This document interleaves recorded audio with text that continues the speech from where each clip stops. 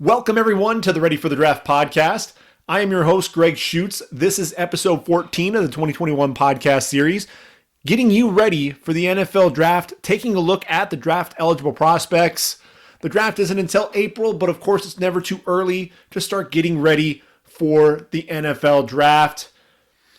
Took a little bit of a break here over the holidays, but we're back in time for bowl season. This is really my favorite time of year, is really getting into the bowls. This is your last chance to really see the teams at the end of this 2020 season. And, there's nothing like the tradition of the bowl, the bowl games and getting into the championship season. It's really a nice way to end the college football season. Now, I'll tell you, COVID-19 has really made 2020 a challenging year, especially for these bowl games. 12 bowls with cancellations before we even got anything started. Then you have Army get an invite to the Independence Bowl under contract, and they're not able to play in that bowl game. That bowl game also gets canceled, but Army, lo and behold, Tennessee has some struggles with COVID-19. So Army's able to slide into their slot against West Virginia in the Liberty Bowl. The Gasparilla Bowl, we were going to see UAB take on a 2-win South Carolina team, but South Carolina battled a lot of issues with COVID-19 as well. They ended up dropping out. And with all of the team, there were about 20 teams that opted out of playing in any postseason play due to COVID-19. So ultimately, Gasparilla Bowl had to be ruled out as well. Then you're looking at Iowa, the 15th ranked Iowa Hawkeyes against Missouri in the Music City Bowl. Missouri having some troubles with COVID-19 as well. So ultimately, we're not going to be able to see that matchup either. And unfortunately, Nick Bolton had already opted out, so we weren't going to get to see him one last time. But what I'm really sad, is Davion Nixon. And if you listen to my podcast, this was a guy that I was talking about early on in the season, watching Iowa. This guy was so quick off the ball, the instincts, his ability to read and react, get up the field, be disruptive in the backfield. He's 6'3", 305, and the junior in his second year there in Iowa City, in 8 games, he had 45 tackles, 13.5 tackles for loss, 5.5 sacks, had an interception return, 71 yards for a score. Davion Nixon was one of my favorite players this entire season to watch at that defensive tackle position. And I'll tell you what, he's draft eligible. There's a great chance that he could end up declaring for the draft. Why?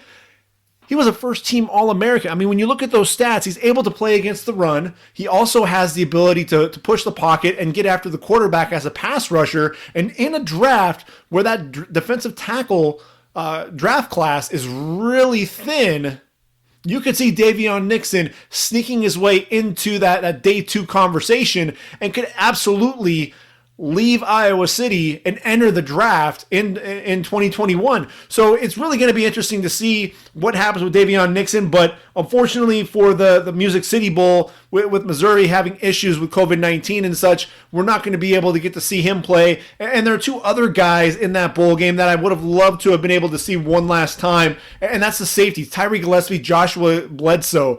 They're both about the same size, about 6 foot, 210 pounds. And these guys fly around. They make a lot of plays. They're going to come up and hit you whenever possible. Tyree Gillespie, 12 pass breakups in his career, 146 tackles. A guy who I think is going to be a day 3 safety, but a guy who I think is absolutely going to make an NFL roster. Joshua Bledsoe, another guy, has those ball skills as well. 18 pass breakups, 3 fumble recoveries, 2 forced fumbles in his career. One of those fumble recoveries he returned for a touchdown his sophomore season. These are guys that really started making a name for themselves, and I was really hopeful, to get to see those guys play against Iowa.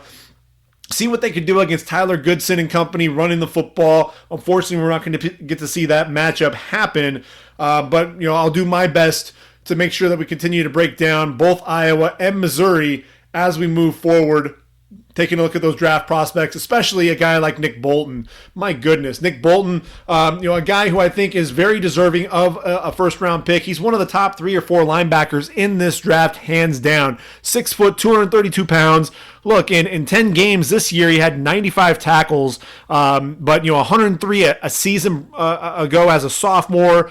17 and a half tackles for loss. A couple of interceptions, 12 pass breakups. This is a guy, he's a 3-down linebacker. This is a guy who can rush the quarterback a little bit, make plays behind the line of scrimmage, but he can also drop into coverage, trust his eyes in zone coverage, and he can cover tight ends and running backs out of the backfield when he needs to. This is definitely a chase linebacker and a guy that I think can play inside or outside if called upon, although because of his lack of ideal height, that 6 foot frame, he'll probably be a middle linebacker at the next level.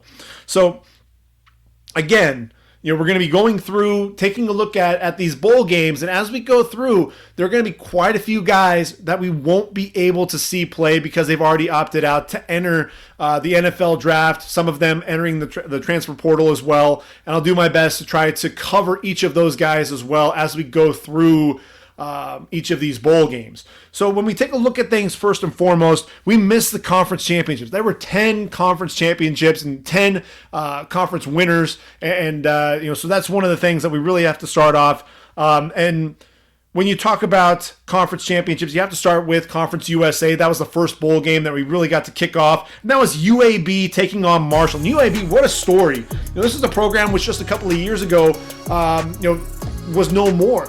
That football program, they eliminated the program and they brought it back. Bill Clark leading the program, and a guy who's been there from day one since this rebirth has been Spencer Brown.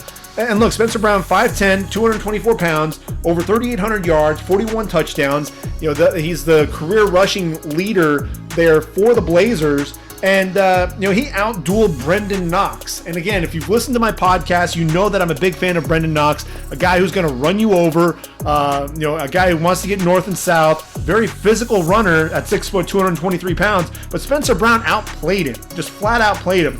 30 carries, 149 yards in that contest. A guy who, has surprising feet for a guy his size. This is a guy who's lost some weight. When I think of guys losing weight and adding some of that elusiveness, some of that lateral agility, I think of a guy like Kareem Hunt. And this is a guy who was absolutely a tremendous running back there for Toledo. But Spencer Brown, I think, that was kind of the same way. A very explosive back, but ran with some power. And you saw really things change with Kareem Hunt when he lost that weight. You saw it at the Senior Bowl. You saw it at the Combine. This was a guy who looked to be a lot more explosive, and I think you're seeing that right now with Spencer Brown. And so this is going to be a guy, he'll be a day 3 pick, but I think he's going to be someone who will surprise you at the next level. Brendan Knox, in his own right, definitely a talented back. Did not play in the bowl game there for Marshall. They played in the Camellia Bowl on Christmas Day against Buffalo, and I think it really showed. Marshall struggled really to get the ball going with Sheldon Evans carrying the football there as a primary guy. Really couldn't take any pressure off Grant Wells, the freshman quarterback, and Buffalo wound up winning that contest 17-10. We'll take a look at that game a little bit more here in a little bit, but with Brendan Knox, he's got that forward lean, real powerful between the tackles, really more of a one cut and go type of runner. So I think with Spencer Brown, not only is he a guy that can run with power, but he's showing a lot more lateral agility, a guy with some jump cuts, the vision to see the cut back lanes. That's something that I really appreciate when I watch Spencer Brown. Going to have to show that he has some decent hands coming out of the backfield. I think that's something that he's going to have to showcase a little bit more of, but definitely a guy to be watching for.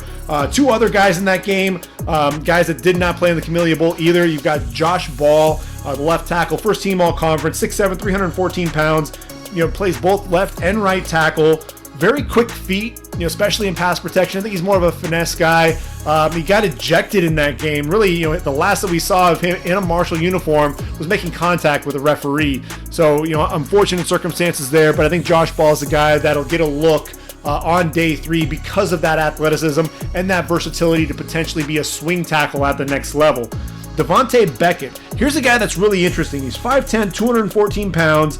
A guy who flies around to the football. A guy that just does a great job running the alley. In 9 games, had 90 tackles, 7.5 tackles for loss, 2.5 sacks, 4 fumble recoveries. And a guy who he's instinctive. He does a really good job, playing in the box. And he's one of those guys that I look at because he is undersized at just 5'10", 214 pounds. To me, he looks like he's going to be a safety at the next level. Another guy who I think has that late day three potential. And in that game, he was really the focal point. 13 tackles on the day there for Marshall, and a guy that just really led that defense. Look, he was the Conference USA Defensive Player of the Year. Number 4 for Marshall. If you get your hands on some game film, watch number 4 for Marshall on defense. He's everywhere. If you want to know where the football is going, just keep an eye on him. He'll scrape over the top and get to the football. Just does a really good job. The problem is he's undersized, so he does get engulfed by blockers, especially those tackles climbing to the next level. But definitely a guy who does a great job shooting through gaps, getting skinny, shooting into the backfield, dropping running backs for loss. Very a natural volume tackler. So if you moved on from the Conference USA Championship to the MAC Championship, and you have Ball State taking on Buffalo, and Ball State ending up coming up with the victory 38-28 over the Bulls. And really the story there was Jarrett Patterson, 5'9", 195. This is a guy, very special back, over 3,800 yards on the ground, 6.1 yards per carry, 52 touchdowns, including those 8 in that 400-yard performance against Kent State. Just absolutely tremendous on the ground. But he ended up getting injured late in the third quarter in that ball game, and I think that was one of the things. He didn't get to play in the bowl game because of that injury. But the thing that you really have to appreciate are those lateral cuts. He'll make you miss in the backfield. He'll make you miss in the hole with very quick feet. But then he runs with power and then the contact balance. A guy that just bounces off contact. I look at Jarrett Patterson, again, 5'9", 195, not the biggest running back by any means, but definitely a guy who's going to sit there and, he works hard. And he's somebody who, it'll be interesting to see if he actually declares for the draft or not. He's a guy that I currently have in my top 10, and a guy that I would love to see come back one more year, have he and Kevin Marks, one of the more underrated duos in the country, because everyone talks about Jarrett Patterson. Kevin Marks, solid in his own right. But the thing with Jarrett Patterson, I'd love to see him actually catch the football out of the backfield. This is a guy who has 20 receptions in his career, but that's only over the first 2 seasons. Didn't catch a pass in the 6 games that Buffalo played in. And look, had over 1,000 yards in just 6 games, 7.6 yards per carry, 19 touchdowns in those 6 games. He had 19 touchdowns all of 2019. So definitely a special back, a guy who I think if he does come back to Buffalo, will set all kinds of records. But when you look at the running back class, there's a group there that's kind of bunched up in the middle. Is he able to separate himself? He's going to have to decide whether or not now is the time for him to actually enter that draft. I would love to see him come back, like I said, one more year there with Buffalo, but we'll have to see how that plays out. Buffalo also has Coyote Awosika. He's 6'5", 315. He's playing left tackle for Buffalo. But I'll tell you what, this is a guy who I think would thrive at the guard position. You watch him, blocking down on the defensive end to really seal the edge for Jarrett Patterson and Kevin Marks. Washing down defensive ends, really clearing out that left side. But then where he struggled was in pass protection. You saw some of the slow footwork, unable to sustain blocks because of that footwork as well. He'll bend at the waist at times. So to me, I think you take advantage of the power. You take advantage of his ability to really provide that punch at the point of attack. Let him play inside at guard. He'll probably be, I'd say, probably a 5th round pick, but a guy who I think would be a solid guard at the next level. Malcolm Kuntz, look, 6'3", 250 pounds, a speed rusher extraordinaire. This is a guy who's going to chop your hands. He's going to rip through, does a really good job bending and coming around the edge. 17 sacks in his career, 22.5 tackles for loss. This is a guy who it was supposed to be him and Taylor Riggins, Taylor Riggins ultimately did not play in 2020 at all. That was supposed to be his running mate, and we didn't get to see him there, like I said. So Malcolm Kuntz was really a guy that teams were keying in on. You'd see a lot of double teams over on his side, and so I think that kind of hindered some of his productivity. In just 6 games, though, 6.5 tackles for loss, 5 sacks. So he was definitely someone who was starting to gain momentum as the season went on. So somebody who I think in that game he did have 1.5 sacks on the day, and again the hand usage, the explosiveness coming off the edge, definitely things to take notice of there. Ball State, though, I'll tell you what, a team defensively, since we're talking about defense, Christian Albright has a chance to be a guy at the next level. 6'2", 234 pounds, 28.5 tackles for loss, 13 sacks, 8 pass breakups to go along with a couple of interceptions, 8 forced fumbles as well. This guy has a nose for the football, a guy that can bend the edge as a pass rusher, but then can drop into coverage. I think he's a guy that could be a sleeper day 3 pick, possibly an undrafted free agent, but a guy who I think will make an NFL roster. Antonio Phillips is another guy, 5'11", 187-pound corner, all-MAC performer. This is a guy who, going up against Antonio Nunn, the receiver there for Buffalo, Nunn actually makes the catch over his shoulder, and Phillips was beaten on the play, but he actually doesn't give up on the play, works through the arms there of the receiver, and ends up ripping the ball out for his own interception. Phenomenal play, for a corner that really not many people are talking about, but a guy who I think could sneak into a late day 3 pick. I hope he gets invited to the combine. I think he'll test really well. A couple of receivers to be of note. I mentioned Antonio Nunn. Look, he's 5'10", 5'11", 200 pounds. He plays so much bigger than his size. Very physical, finishing with the football, but a guy who, look, he's only 5'10", but a guy who can climb the ladder. I think he'd test really well, at the receiver position. I'm going to give you a guy for Ball State, really more so for next year, is Johannes Tyler. 6'3", 208 pounds. The junior, he's a big target. A guy who uses his size to his advantage, boxes out the corner, has really long arms, so you have this huge catch radius as well. He'll be a name to know for Ball State for the 2021 season. And a running back there that we didn't get to see in the championship, a guy who opted out, was Caleb Huntley. Look, he's 5'10", nearly 230 pounds, a guy who, battled the rib injury since week 3 of the MAC season, 7 straight 100-yard games, before he ultimately had to go down to the rib injury. But with Caleb Huntley, he's a guy that can run with power between the tackles, but has that explosive burst as well. Huntley, for me, a guy that I thought was a lot of fun to watch, and I think he's another one of those MAC running backs. I mentioned Kareem Hunt. Caleb Huntley's one of those backs that you have to really take a notice of. And look, when you look at him when he's healthy, this guy was a workhorse. As a freshman and a junior, over 200 carries and over 1,000 yards in each of those seasons. Struggled with injuries in 2018 and 2020. So some of those, those red flags there with those injuries, the medicals have to check out with him.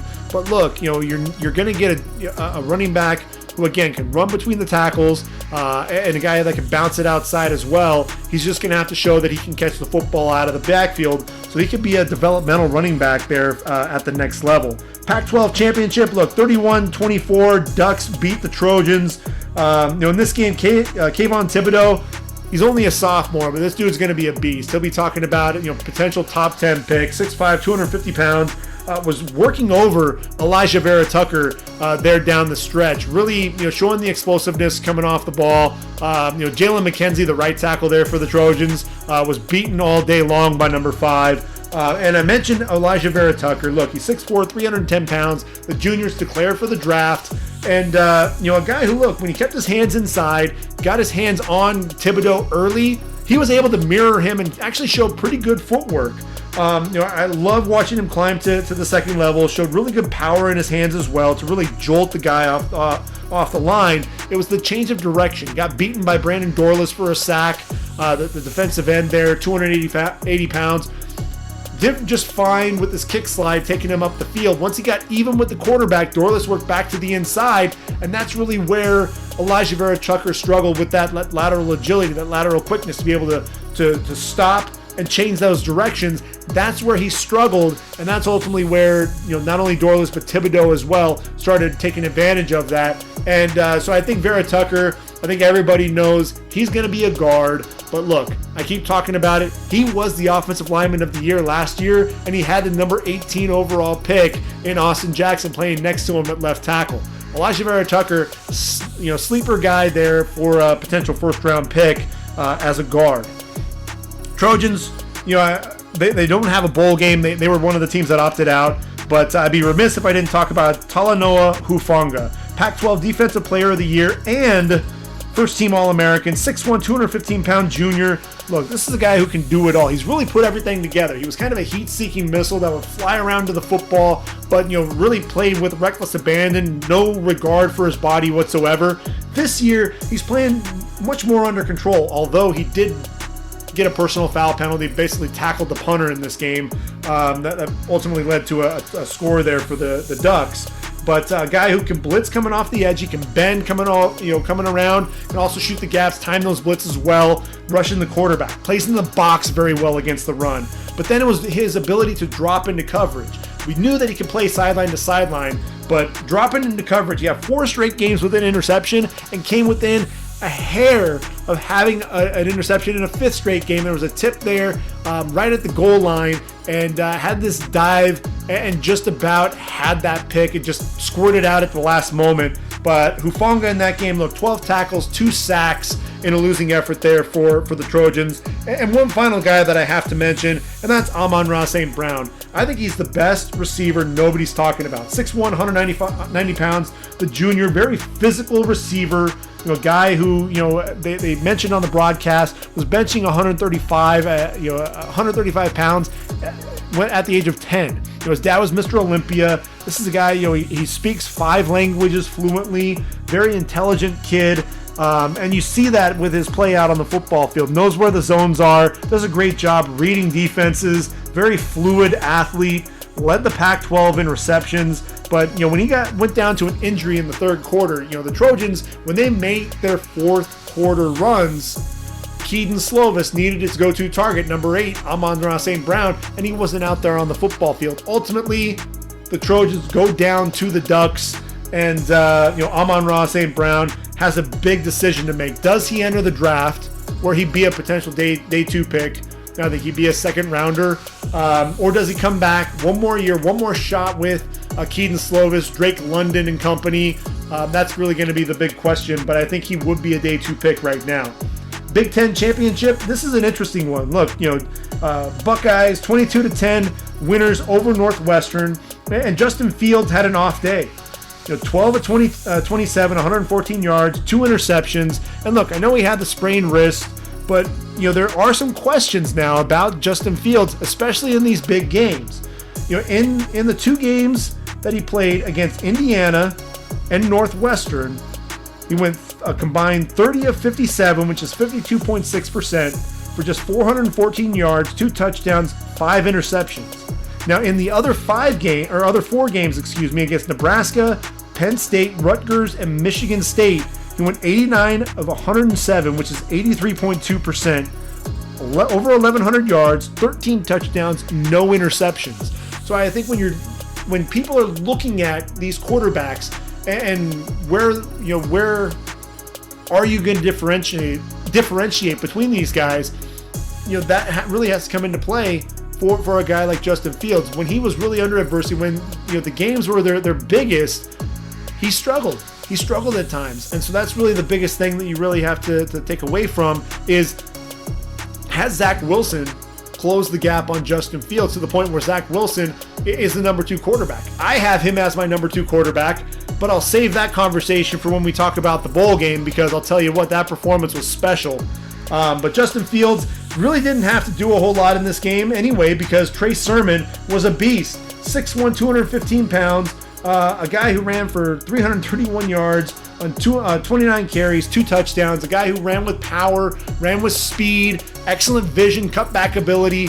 Look, at OU had over 2,000 yards and 22 touchdowns in his career there, but a guy who shared the backfield.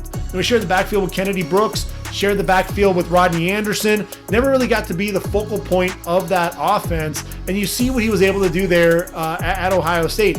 Up to that point, really a non-factor in the Buckeye offense, but you really saw him starting to gain some of that momentum, especially getting more playing time over Master Teague. And I think Trey Sermon now is a guy that you really have to talk about as a top 10 running back in this draft. When you look at the Big 10 or Big 12 championship, OU taking down Iowa State 27-21, and Ramondre Stevenson again. OU's offense completely changed when Ramondre Stevenson entered the fray. You've got a redshirt freshman quarterback at Spencer Rattler. If you put everything on him, you're going to have some of the mistakes that you're going to have to live by and die by. But when you have a guy like Ramondre Stevenson, when you can hand the ball off to a big physical beast, you're absolutely going to do that. And you saw really that dynamic completely change. You saw more confidence out of Spencer Rattler as well when he knew that he had a running game that he could rely on. And with Ramondre Stevenson, look, he's a guy who has such quick feet for a guy his size. And look, he can catch the football out of the backfield. Not only did he have 18 carries for 97 yards, but also had 4 catches for 36 yards as well. Showed off, decent catch radius for a guy his size and at the running back position. Some people talking about the NFL seeing him more as an H-back. Look, you saw what Brandon Jacobs was able to do at the next level. I want to see what Ramondre Stevenson can do. I think you think of a guy like Derrick Henry and the way that he's running people over. Ramondre Stevenson can do a little bit of that and also has some of the quick footwork that Derrick Henry has as well. I'm not saying that he's the former Heisman Trophy winner, Derrick Henry. Don't get me wrong there. But it's one of those guys, you're trying to find that same type of player. I think Ramondre Stevenson fits that bill. So defensively, you have Ronnie Perkins. And that's the same story. What Ramondre Stevenson did for their offense is what Ronnie Perkins is doing on defense. Number 7, 6'3", 247 pounds. Both of these guys were suspended for their involvement in being, testing positive for marijuana before the Peach Bowl last year. Sat out 4 or 5 games, and ultimately, when they came back, OU changed. This whole program changed, and really, I think any of these teams that are sitting in the playoff, OU didn't have a defense, and they were getting blown out, in the playoff. Now that they have a defense, now that Alex Grinch's defense is firing on all cylinders, this is not a team that those teams really wanted to see and face off, because that defense was really starting to get after it. And you can point to number 7 as really being that guy that galvanized the defense. Had 3 tackles in this game, 1.5 sacks. What you love about the guy is the ankle flexion coming off the edge, the ability, the flexibility. The ankle flexion, I talk about that, but it's not just that. The flexibility in the hips, his ability to dip that inside shoulder and really be able to turn the edge, flatten out, and get to the quarterback. But I mentioned the ankle flexion because you don't see that with a lot of the pass rushers. You'll see some of that stiffness, and that's really where that can limit some of their effectiveness as a pass rusher. Ronnie Perkins is the guy that he'll probably, because he's undersized, he'll either have to put on a little bit of weight or possibly play as a 34 outside linebacker. But to me, Ronnie Perkins was just, he was relentless. He was all over the field. And I'll give you a guy to watch out for next year, and that's Perion Winfrey, the JC transfer, big number 8 in the middle of that defense. This dude was unblockable. It seemed like he was in Brock Purdy's face left and right. Big dude, and a guy that Big 12 offenses are going to have to worry about next season. Brock Purdy, though, look, 27 of 40, 322 yards, a touchdown, but 3 interceptions. That interception to end it really encapsulated that game. He rolls out, and rather than throw the football away, tries to throw it up. He's under pressure, and the ball hung up in the air and ultimately was intercepted by OU to seal the win. Iowa State was moving the football, and they were making the comeback. And Purdy, to me, the short to intermediate throws, makes a lot of really good decisions. Throwing the football down the field, that's where he struggles at times. Just really some big mental lapses in this game, and he has such big weapons on the outside. Xavier Hutchinson's going to be a guy we're going to be talking about. Charlie Kolar, obviously 6 catches, 92 yards, and a touchdown in this game, is going to be a tight end to watch for this year's draft if he decides to come out. But if I'm Brock Purdy, I think there's some things that I still need to clean up. I come back to Ames, Iowa, and work with Matt Campbell one more year, especially because you're going to be playing in the same backfield as Heisman, a Heisman candidate and really a Heisman frontrunner for next year's draft in next season is Breece Hall. Breece Hall is a phenomenal running back, a guy who I think is going to be one of the top 2 or 3 backs in the draft. So he'll definitely be someone to keep an eye out for sure.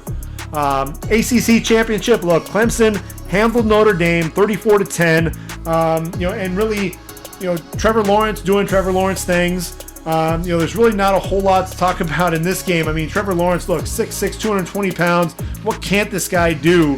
25 of 36 for 322 yards, couple of touchdowns, did throw a pick, but 90 yards on the ground and a touchdown. I think really the thing to talk about more than anything else is the fact that those long strides, he has deceptive speed for a guy running.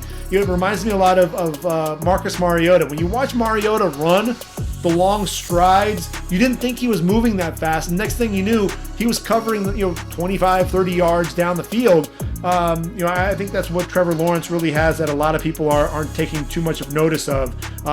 Amari Rodgers, look, this is my guy, man. I think this is going to be a guy, a day 3 pick, but a guy who I think is going to make an instant impact. 5'10", 210 pounds. He's a big bowling ball of a receiver. And look, eight catches, 121 yards, and a score. I think he's all the way back from that ACL tear as well, so he shows some of that explosiveness in the game. And a guy who I think is a savvy route runner and really just an intelligent player. Graduated, that week before the game. And a guy that I think, he's just going to continue. His stock is going to continue to rise. I think people are going to watch him and really fall in love with his gameplay. One other guy to be mindful of is Tommy Tremble, the tight end there for Notre Dame, 6'3", 242. Redshirt sophomore, junior. The Notre Dame really doesn't call out the red shirt, so I think he's actually a redshirt sophomore. And really with Tommy Tremble, he has the power as a blocker, but then he has some crazy athleticism at the tight end position as a receiver, and you can line him up all over the field. He's a guy that, I wouldn't be surprised if he decides to declare. I think he is a third year sophomore, but if he decides to come back, he'll be one of those tight ends to talk about there at Notre Dame. He'll be the guy on offense along with Kyron Williams, just like Kyle Hamilton, the big safety, the 6'4", 219-pound safety, will be on defense for Notre Dame. Now, the Mountain West Championship, look, San Jose State finally gets it done. Their first ever ranking in the top 25 at number 24, and the first Mountain West Championship. Taking down Boise State 34-20. Nick Starkel, I think, has kind of played his way into potential, late day three or priority free agent status. He's 6'3", 214 pounds, and look, in his career, 60% completion percentage, over 5,000 yards, 38 touchdowns, and 20 interceptions. But in this game, man, he was on fire. 32 of 53, 453 yards, 3 touchdowns, showing tremendous touch and accuracy on his deep ball, throwing the football to Trey Walker and Bailey Gaither, a guy that just looks so loose, blitz in his face, really able to get the ball out to Bailey Gaither on a vertical route, put the ball right over the corner, dropped it in the bucket. A guy who just, it looked like he was loose. They showed a video of him before the game, really making faces and having a good time with the sky cam. And, I think it really showed out there on the football field. He's an interesting prospect because, look, he was a grad transfer from Texas A&M and Arkansas. Really an interesting prospect. Trey Walker, he's kind of your slot guy, a guy that's going to really be playing underneath a lot. Really on crossing routes, does a great job. Get the ball in space, let him do his thing. Bailey Gaither, had an ACL tear in 2018, but a guy who, look, he beats the jam, gets vertical, very intelligent route runner. He's one of those sneaky guys that you could find at least making a camp, and he's one of those. These are two guys that I think teams will have a hard time cutting because they're going to love the way that they play. Derek Deese, Jr., son of San Francisco 49er and USC Trojan Derek Deese, 6'4", 235, 240 pounds, has these just long arms. I mean, he's got this freakish wingspan. You just put the ball anywhere near this guy, he'll have a chance there at the tight end position. And then a guy, we'll see if he comes out, Cade Hall, there for San Jose State, 6'2", 260 pounds, only a junior. This is a guy who put on 40 pounds and has become a menace in Mountain West backfields. Had 26 tackles, 12 for going for loss with 10 sacks. A guy who just has tremendous hands, does a great job to slap and then rip through to get into the backfield. Has a great push-pull as well. Does a great job setting the edge against the run, and so I think with Cade Hall, I'd like to see him come back one more year. Look, he's 6'2", 260 pounds, about the right size.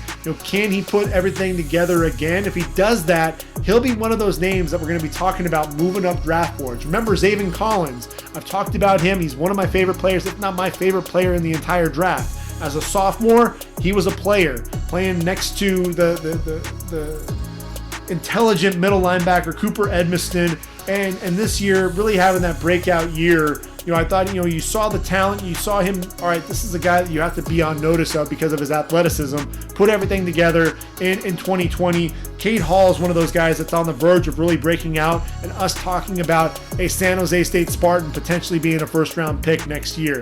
That's one of my hot takes here. So we look at the SEC championship. I'm just going to talk numbers. Why not? Alabama, Florida, 52-46, and this was a game that was just absolutely ridiculous with everything that was going on in this game. You look at Mac Jones, 33 of 43, 418 yards, 5 touchdowns and an interception. Kyle Trask, hey, you know what? I go 26 of 40, 408 yards and 3 touchdowns as well. The 418 and 408 yards, the two highest performances or in terms of pass yards in SEC championship history. These guys were all just money.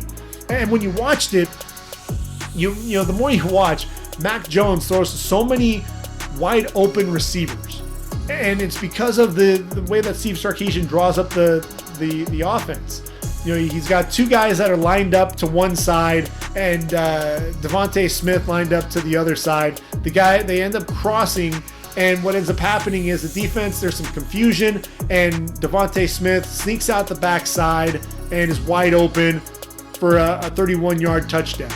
And you see that time and time again, receivers getting open, and it's nothing to take away from the talent there for the receivers, but it makes it a hard study to watch Mac Jones, just because he's throwing to a lot of open receivers. He's got the talent there as well. A lot of really 4- and 5-star talent at the receiver position. He's got Najee Harris, who's arguably the best running back in this draft. So it makes it hard. But the thing that you can evaluate, and what makes it a lot of sense though, is his pocket presence, his ability to just the subtle movements to buy time in the pocket, his ability to climb the ladder when he needs to, his ability to get outside and then move, always keeping those eyes down the field, and then the ability, the eye discipline as well, looking off the safety, holding that safety there on one side, coming back, able to get one-on-one coverage down the sideline. So that intelligent play there for Mac Jones. Kyle Trask, look, here's the thing with him is you see a lot of the NFL concepts with the offense, and you really love the ball placement. I think for both he and Mac Jones, ball placement, anticipation, you definitely see that. But here's the difference between Mac Jones and Kyle Trask. Mac Jones has that extra velocity there on it, on his football. He puts the ball on a line and gets it there to the receiver. Kyle Trask, you don't always see that. And that's the thing that really scares you. And look, these are two guys that aren't very mobile. So if you're not the most mobile guy, you can manipulate the pocket some. But in this day and age with the NFL quarterback, that mobile quarterback, you've got to be able to sling the football down the field if you aren't the most mobile. And that's the thing that you worry about with Kyle Trask. Can he sling the football down the way that Mac Jones does? And right now, that's why Kyle Trask is a day 2 guy, in my opinion. Devontae Smith is absolutely not a day 2 guy. He's my pick for the Heisman Trophy. Look, another game, 15 catches, 184 yards, 2 touchdowns, absolutely ridiculous. Very special receiver. Kadarius Toney really bringing himself. This was kind of a nice cap, to his Florida career, because both he, Kyle Pitts, and Trevon Grimes have opted out of the bowl game against OU. And Kadarius Toney, 8 catches, 153 yards, and a touchdown. Still lacks some polish to the route running. Probably leaves some extra yards out on the field. But, there's no doubt that he's becoming a more well-rounded receiver, not just a gadget play guy. That was really the thing that I thought about before this year with Kadarius Toney was, hey, let's get the football to this guy any way we can. But, is he really a receiver? Is he going to be a Tavon Austin and just really kind of, flame out at the next level? I think Kadarius Toney, he reminds me a little bit of Deebo Samuel. Kyle Pitts doing Kyle Pitts things. Look, 7 catches, 129 yards, and a touchdown. This is a guy who was beating Patrick Surtain, arguably the best corner in the draft, on the outside, just doing a phenomenal job. The catch radius is ridiculous. The matchup nightmare. This is the guy, to me, I think is worthy of a top 10 pick. Look, if TJ Hawkinson can go number 9, I think Kyle Pitts can absolutely sneak his way into that conversation for number 6 through number 9. I can absolutely see that. And then Trevon Grimes, look, 4 catches, 78 yards, and a touchdown.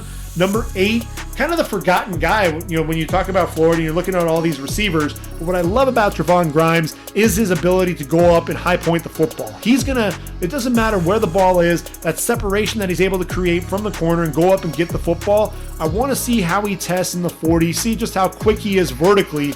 You don't want him to just be a one-trick pony and be a guy that's just going to be a high point guy. Because that's ultimately what happened with J.J. Arcega-Whiteside. Everyone fell in love with the fact that he was physical, could go up and attack the football in the air, but he doesn't have that burst. He can't separate. Even though he did run that 40 time at the combine, he hasn't been able to separate at the next level, and that's really what's struggling. So that's really the thing that I want to see with Trevon Grimes. Can he really separate at the next level? One guy that I thought really, his draft stock took a big hit, and that's Dylan Moses. Look, 6'3", 240 pounds. He struggled in coverage. This is a guy, look, he anticipates, can play sideline to sideline, scrapes over the top, can stack and shed, covering the run. But man, he got lost in the zone. Kyle Pitts running a dig route behind him. Had no idea where Kyle Pitts was. Ultimately, Pitts splits both him and Christian Harris, gets a catch for an easy first down.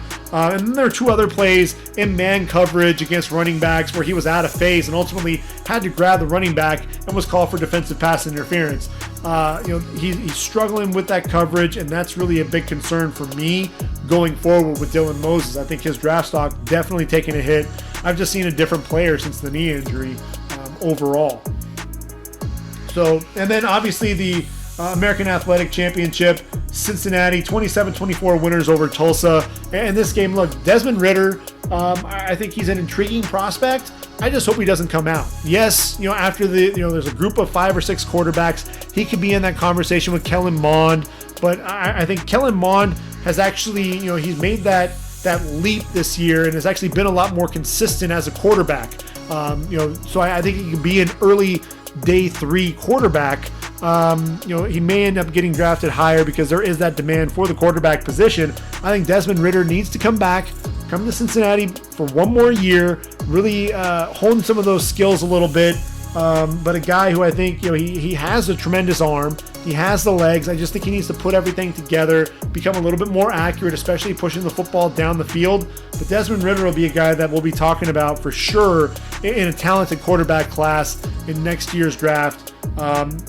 That class, when you're talking about Sam Howell, Keaton Slovis, to De'Ara King's coming back now.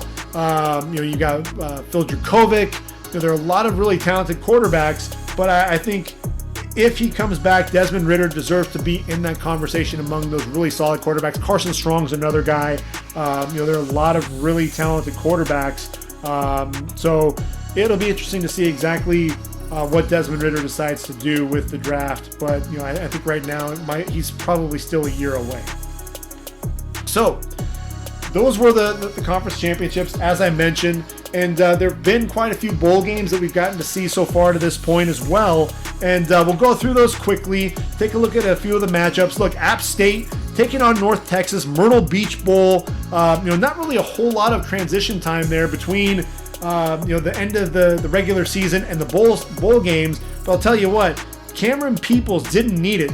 23 carries, over 300 yards, and 5 touchdowns. Had the most rushing yards in an FBS bowl game. And Cameron Peoples, look, he's only a sophomore, so he'll be back for one more year with the Mountaineers. But look, 6'2", 210 pounds, runs like Eric Dickerson or Eddie George. If you remember Chris Brown coming out of Colorado, same type of running style, really an upright runner and a guy that, when he's got that head of steam with those long legs, watch out.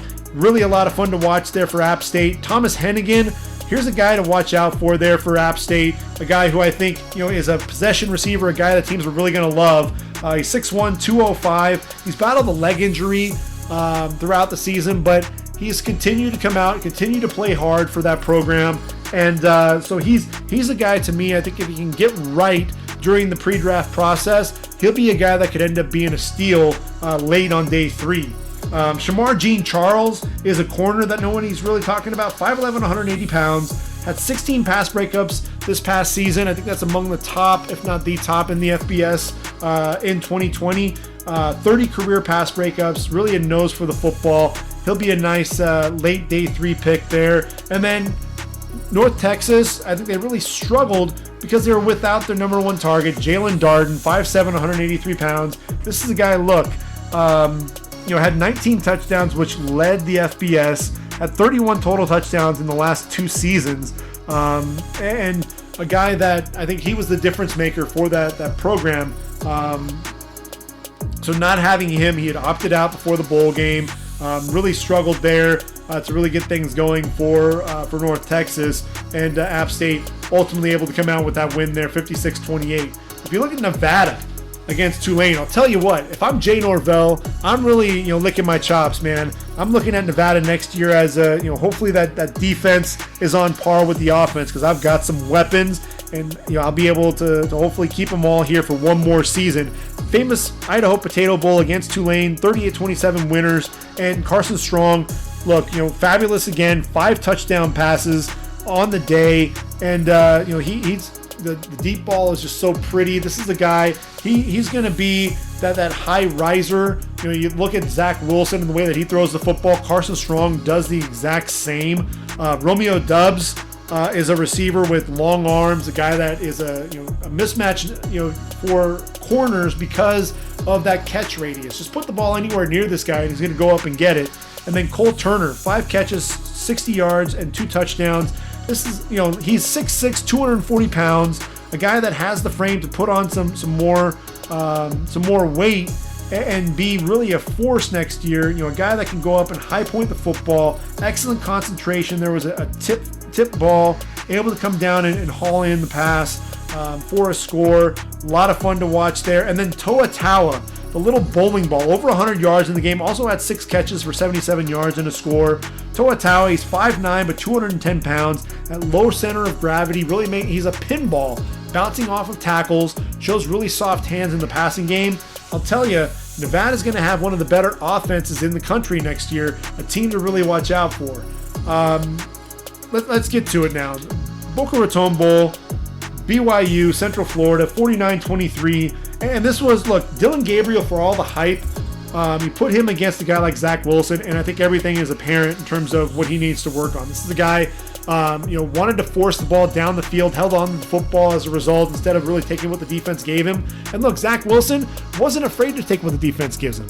He wasn't afraid to dump the football down to a running back or to a tight end. And the thing that you see when the ball comes off of his hand, it's got a different gear from a velocity standpoint, but he makes it look effortless. It's explosive. And when he's on the run, a lot of quarterbacks will square their shoulders to the target and their hips come around, and it's very, robotic or mechanical with that. He's more explosive, effortless, and very easy. As he's on the move, next thing you know, shoulders square, hips go around, and it's all in one fluid motion, and it's very quick. And that ball comes out, and the ball placement is absolutely perfect.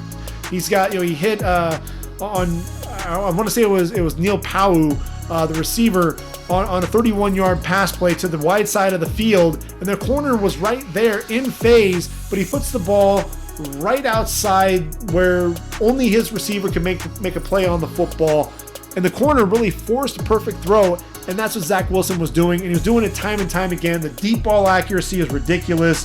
426 yards on the day, 3 touchdowns, going 26-34. To me, Zach Wilson is the number 2 quarterback in this year's draft, and I don't think it's even close at this point. Brady Christensen, the offensive tackle. Look, he's 6'6", 300 pounds. You've heard me talk about him. I've really been thinking that he was more than likely going to be one of the top tackles in next year's draft. But look, AP, the Associated Press made him a first-team All-American, so I think the hype is real around him that he may end up entering the draft. And he's one of those guys who I think with this offensive line class, he could end up finding his way as a top 5 offensive tackle. I think he's been very consistent. You see his hands, they will get outside at times, but for the most part, they stay inside. And, he's very effortless with his kick slide. The lateral agility is absolutely there. And what sets him apart is the change of direction. He's not somebody who you're going to see get beaten inside very often after, taking his man up the field. Moves very well laterally. There was a play where he was flat-footed, and the defensive end, Josh Seliskar, beat him coming around the edge. But for the most part, you'll see very active hands on the next play. Drove Josh Seliskar really, almost halfway down the towards the sideline and away from the pocket. But again, easy kick slide, stays really low, keeps that low pad level. And, in the running game, shows a little bit of nastiness to him. There was a zone block, took his defensive end and ultimately blocked him all the way down to actually clear out a backside, a hole to the backside. And you saw the running back, Travis Algier, put his foot in the ground, read that block, and get back to the, reverse his field and get to the outside there to the left side. And Brady Christensen, really a name to watch out for if he does decide to enter the draft. Don't be surprised if he's a top 5 offensive tackle. And if he enters the draft, or if he decides to come back for one more year there at BYU, don't be surprised if people are talking about him as one of the top 2 or 3 offensive tackles in the draft. I know I will. Georgia Southern, Louisiana Tech, New Orleans Bowl, 38-3 winners there for Georgia Southern. The guy that you really had to talk about here was Shai Werts, the quarterback. And look, yes, you're going to look at the quarterback numbers, just 7-12 for 126 yards and a score. But he also had 73 yards on the ground and 3 touchdowns. What you like about Shai Werts, look, he's 5'11", 205, had his 46th career start, very durable guy. What I really like about him is his vision, his athleticism, his ability to make people miss in space, and then his ability to find the cutback lanes. They run that option play, and it's one of those things to where he made the right decision, when to pitch the ball, when to take it, and just reading the defense and ultimately finding those lanes. I think he's a guy that, if a team ends up taking a chance on him as an undrafted free agent, bring him in on the practice squad, let him get used to either being a receiver or a running back. But I think his natural ability running the football is one of those things that you're ultimately going to see Shai Werts, I think, in an NFL uniform, at least in a camp. And I think it'll be interesting to see how he shakes out. Memphis taking on Florida Atlantic in the Montgomery Bowl, in the Crampton Bowl there. And Brady White, a quarterback who I think may end up getting a look at the next level. 22-34, 284 yards, 3 touchdowns, an interception. A guy that's just rising up the draft boards there. Up the leaderboards there for Memphis. And I feel like he's been there forever. A guy that just continues to get better and better. A transfer there from Arizona State, followed Mike Norvell to Memphis. And, he's a guy, he left on a high note there, a win there for Memphis. And so he's a guy that I think you really have to watch out for when it's all said and done. Hawaii beat Houston 28-14 in the New Mexico Bowl, which was played, ironically enough, in Frisco, Texas. New Mexico having a lot of trouble with COVID-19. That's the reason for the move there to Texas. And, this is a team in Hawaii, Todd Graham, really, he has this team playing very well. And Darius Muwasu is the guy that you really have to be on the lookout for. 9 tackles in the game, had a sack, an interception, a couple of quarterback hurries. He's 6'3", 223 pounds. Again, only a sophomore. 7.9 solo tackles per game, which led the FBS. Very athletic guy coming after the quarterback. He and Christian Trahan, the tight end there for Houston. I mentioned him before. 6'3", 245 pounds. Very athletic. 5 catches, 88 yards, and a score in this game. This is a guy who loves to attack the seam. Very powerful as a blocker, believe it or not, as well. So he's a guy that I could potentially see as an H-back there for a program. Camellia Bowl, Marshall, Buffalo, Jared Patterson, as I mentioned, he was injured. Marshall without their stars in Knox and Ball and Beckett. Low-scoring affair, 17-10. Kevin Marks, though, 35 carries, 138 yards, and a couple of touchdowns. This is a guy who I think for next year is going to be a name that we're going to be talking about there in MAC play. The lateral quickness, his ability, the speed to get to the outside. You saw that, some of that elusiveness when he gets out to the edge, especially, able to sidestep some of the over-pursuing defenders that were coming in there trying to bring him down. Had over 100 yards at 13:30 to go in the second quarter. Really a lot of fun to watch. Kevin Marks there, 6 foot, 205, redshirt junior there for Buffalo. Georgia State, 39-21 winners in the Lending Tree Bowl against Western Kentucky. And honestly, this was the game that was kind of the sending off for D'Angelo Malone, who, look, he could still come back at 6 tackles in the game, shutout from a sack standpoint, 41.5 tackles for loss, 14.5 sacks. This is a guy who plays all over the field. And look, he's only 6'3", 231 pounds. You'd love to see him add some weight. Brian Burns added about 15, 20 pounds, and that made all the difference in the world for him as he made the leap to the next level. I'd love to see D'Angelo Malone do a similar thing in terms of adding some of that weight to his body. I'd love to see him come back for one more year, and he's one of those guys where I think it may actually happen. First Responder Bowl, Louisiana against UTSA, 31-24 winners for the Raging Cajuns. This was all about the running backs. Elijah Mitchell, Trey Regis for Louisiana, and then Sincere McCormick for UTSA. And Elijah Mitchell, this is a guy who runs with some attitude between the tackles. He's not the biggest guy, but he is 5'10" and 218 pounds. Has 11 100-yard games in his career, and a guy that, for me, when I watch him play, he has the ability to catch the football out of the backfield, shows some soft hands as well, the vision to see the hole, put the foot in the ground, get north and south. The contact balance is definitely there as well for this guy. To me, I think Mitchell has that capability of being a potential late day 2, early day 3 guy. I think Trey Regis, the bowling ball of the group, 5'10", 222 pounds.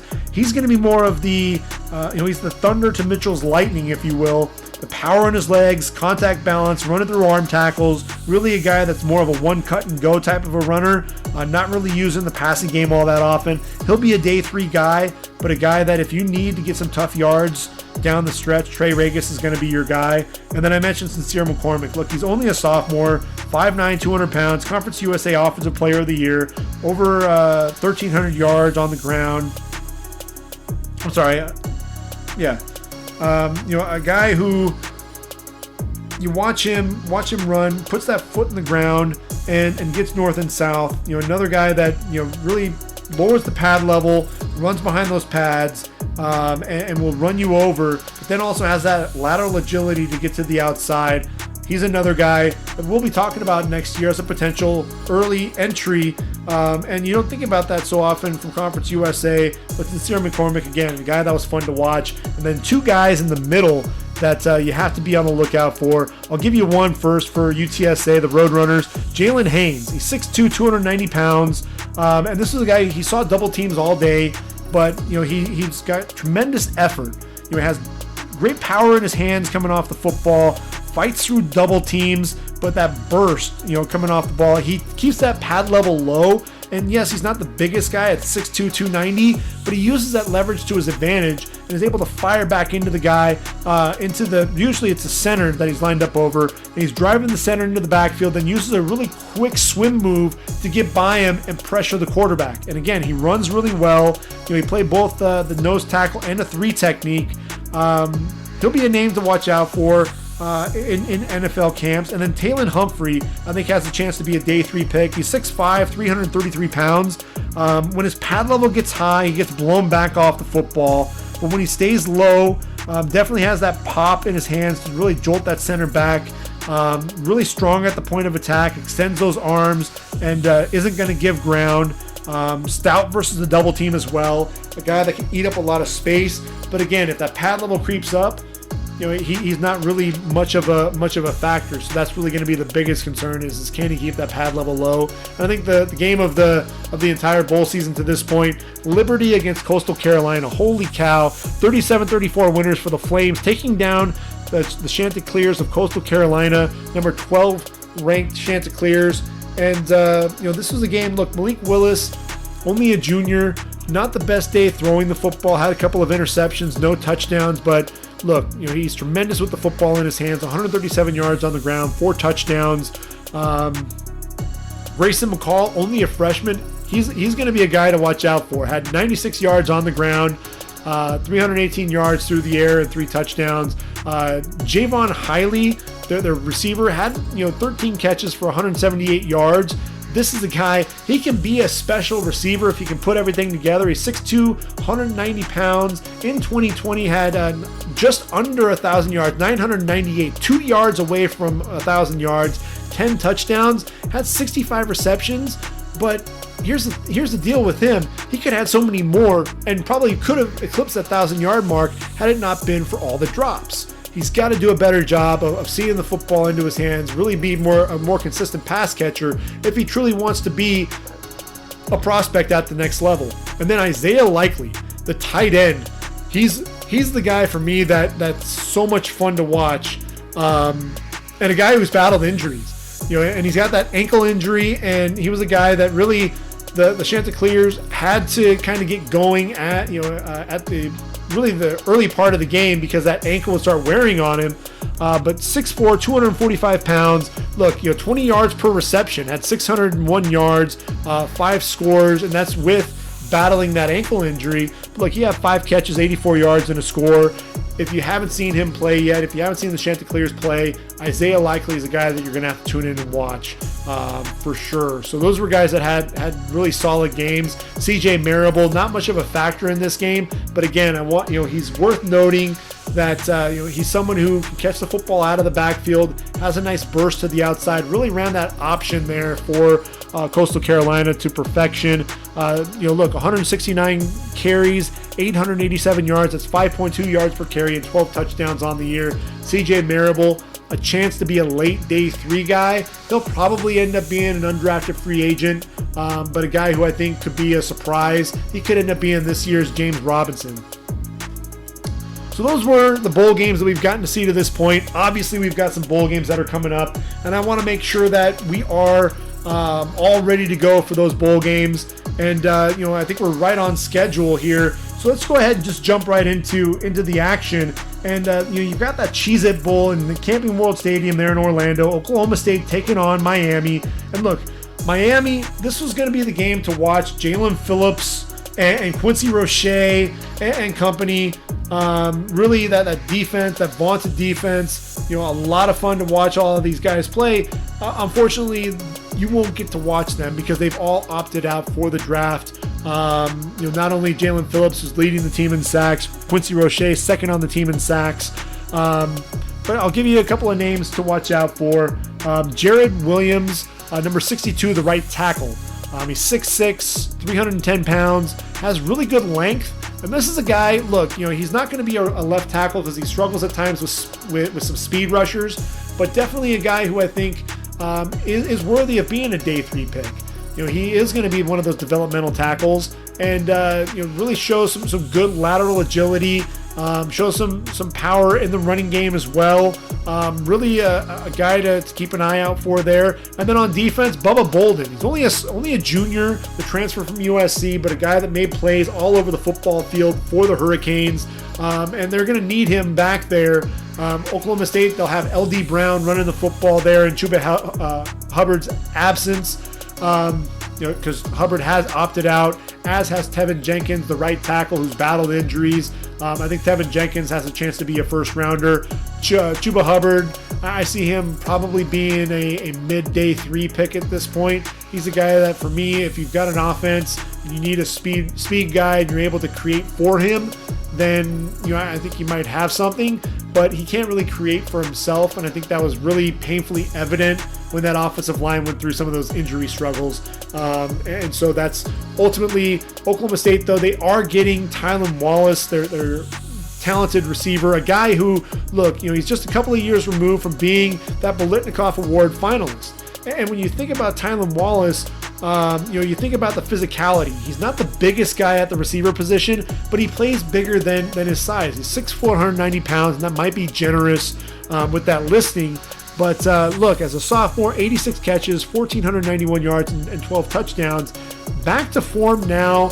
Battled some injuries, had another knee injury. I think the medicals, more than anything else, are going to be the biggest concern here for him. But a guy who loves contact, he's going to fight through it. And then that late separation and the ability to go up and high point the football, the body control in the air, his ability to adjust to the football.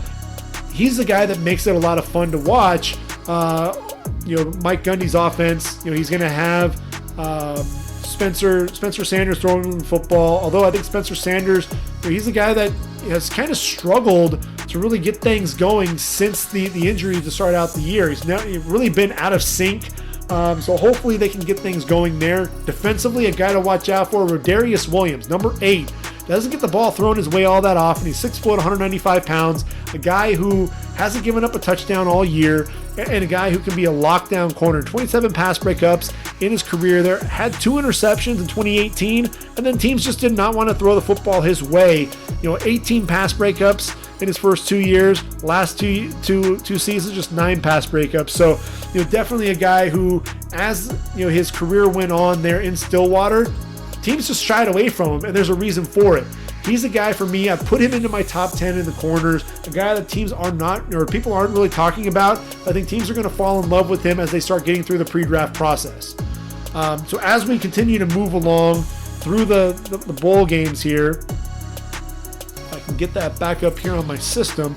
So you've got the Valero Alamo Bowl, and that features Texas going up against Colorado. Now Texas, they're going to be without a lot of their studs. So you're missing Samuel Cosme, the left tackle, who I think right now is probably your number 3 tackle. I've got him behind Christian Darrisaw at number 2, then obviously Penei Sewell at number 1. If you consider Rashawn Slater a tackle, I need to start thinking about that potentially being that guy. Isaiah Wynn really showing that those guys that lack length at the offensive tackle position can still get the job done. So you may also see Samuel Cosme fall to the number 4 tackle. I think there's some things, some that lower body that he needs to work on a little bit. He's definitely a finesse offensive tackle. Does have some power in his hands, but I think he's more of a finesse guy because he doesn't have the footwork and the base to be able to anchor. So I think that's what's ultimately going to hurt Samuel Cosme a little bit. He won't be there. Joseph Osai, he's one of the few guys who I think he was definitely helped himself the most. He's on that short list. He and Zaven Collins are the 2 names that come to mind that really now are being talked about as first round picks. 6'4", 253 pounds. I remember talking at the beginning of the year, he just didn't look all that explosive. His spin move, too many steps, and then all of a sudden, as he got going, I guess it was just the fact that there really wasn't much of a training camp for them. Man, 55 tackles in 9 games, 15.5 going for loss, 5.5 sacks. A guy that just was wreaking havoc coming off the edge. And man, what he did against Oklahoma State to preserve the victory for Texas in the red zone, chasing down Spencer Sanders and getting that sack to end the game, was phenomenal. One of the best plays of the entire college football season, in my opinion. He won't be there. Caden Stearns, I honestly, I don't understand the hype with Caden Stearns. To me, he's a guy that should come off the board somewhere day 3, mid-day 3 pick. I just don't think he's lived up to that hype from his freshman season. He was a freshman All-America, had 4 interceptions, another 4 pass breakups, a guy that seemed to fly all around, all over the field. I just think that he's kind of regressed as his career has gone on there at Austin. But he's opted out as well. So really, the only guy that you're really going to get to watch there at Texas in the bowl game is Sam Ehlinger, their quarterback. And this is a guy, look, we talk about him being a gamer. He's 6'3", 225 pounds. Yes, he has thrown for, has completed 62.5% of his passes. But this year, just 60.1% of his passes completed, 25 touchdowns, 5 interceptions. But when you look at the interceptions, 27 total interceptions in his career. Yes, he has the 93 touchdowns, but a lot of ill-advised decisions, especially late. Some of the interceptions that he threw, the one against OU, Texas trying to drive down and score, and ultimately, just a bad overthrow, and ultimately hit Trey Brown in the end zone. To me, he's not much of an NFL prospect at the quarterback position. But what I'll tell you, this is a big, physical kid, and a guy who I think could have a home being another Taysom Hill type. And when I say that, when you look at him, over 500 carries, 1,908 yards, 33 touchdowns. He's big, he's physical, and I think you can use him in that way. Look, he's actually has 9 receptions in his career as well. I think that's really, for me, when I look at Sam Ehlinger, I think he'll be more of a Taysom Hill guy. He's not going to be a Blake Bell guy, not like the Belldozer there at OU, who's transitioned to the tight end position. I think ultimately Sam Ehlinger is going to be that Taysom Hill type of player, and I think that really makes a lot of sense to me. So you'll have him going up against Colorado, and when you look at Colorado, I think Mustafa Johnson is a guy that has to draw some of your attention. He's 5'11", 290 pounds, wears number 34 up front, undersized defensive tackle, plays a 34 5 technique in that 34 defense. A guy who really hasn't lived up to the hype since his sophomore season, battled some injuries, and I think that's really going to be the biggest red flag. But look, 15.5 tackles for loss, 7.5 sacks as a sophomore. Since then, just managed 9.5 tackles for loss, 6.5 sacks in just 13 games in his final 2 years. And, but a guy who I think, because of that explosiveness, because of his ability to play with leverage, he's someone that you at least have to consider as a potential undrafted free agent who could end up making an NFL camp. But the guy that I feel bad for is Nate Landman, the inside linebacker there for Colorado. Suffered a season-ending ankle injury in their last game. And look, 284 total tackles in his career. Really, the last 2 seasons as a sophomore and junior, over 100 tackles in each of those years, 36 tackles for loss, 10 sacks, 3 interceptions, 7 pass breakups. A guy who just has a nose for the football, incredibly instinctive. I think that he's actually a 3-down linebacker. He can drop into coverage, does a really good job reading the quarterback's eyes. He's really good coming downhill, but I saw some lateral quickness this year that I don't think I really saw in past seasons. So he was really an intriguing prospect for me, and now because of that ankle injury, I wonder if he's going to come back and play there at Colorado for one more year. Carl Durrell really had things going there for Colorado, so it'll be interesting to see if Nate Landman does come back for one more year there with the Buffs. Wisconsin taking on Wake Forest. We don't get to see Carlos Boogie Basham in the Duke's Mayo Bowl. And look, Boogie Basham, a guy who I think has more explosiveness than AJ Epinesa, but when I look at him, it's hard not to see that. The 6'5", 285 pounds, has 19.5 sacks, 35.5 tackles for loss, also has 8 pass breakups, 7 forced fumbles. A guy who, he bends pretty well coming around the edge, has a little bit more explosiveness, a little bit more juice to him, and like Epinesa, has that that ability, that effort, nonstop effort, working to the quarterback.